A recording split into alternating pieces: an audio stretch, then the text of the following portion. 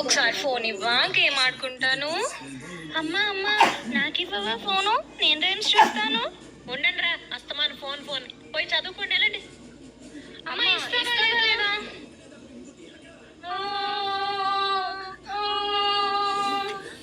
ఏడు మరి తప్పు కదా, అమ్మనలే ఎదిరించచ్చా?